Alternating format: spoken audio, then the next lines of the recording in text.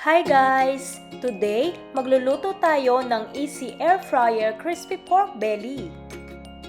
Gusto nyo bang matutuhang lutuin ito?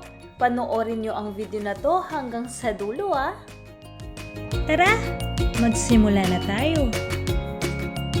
So guys, bago pala natin simulan ang video na to, siguraduhin nyo muna na napindot nyo na ang subscribe button at mag-comment kayo na I subscribe at personal kong tutugunan ang inyong mga komento.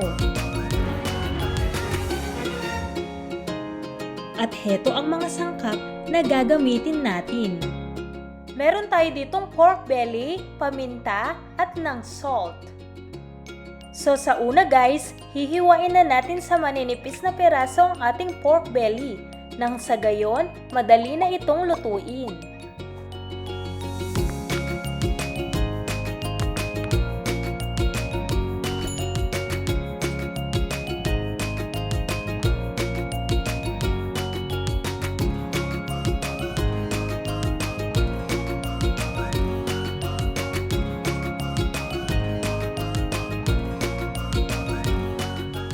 At pagkatapos, lalagyan lang natin ito ng paminta at ng asin.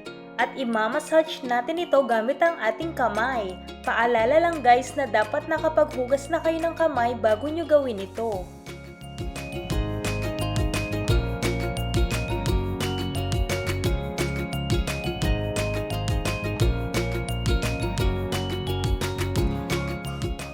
Then, ilalagay na natin ang mga ito sa ating air fryer.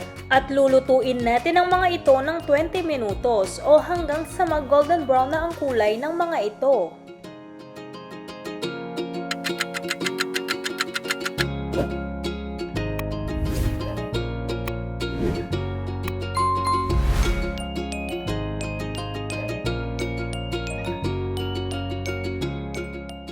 At pagkatapos ng mga ilang minutong pagluluto, pwedeng-pwede na natin itong iserve.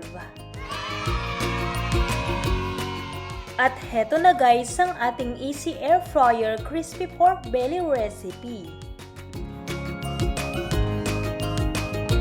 Bon appetit! Sana nagustuhan niyo ang recipe ko na to at itry niyo din. Alam ko na sobrang magugustuhan niyo ito. I hope you guys enjoy this video and please make sure to thumbs up, subscribe, and hit the notification bell for more updates. Thank you so much guys for watching. See you in my next video.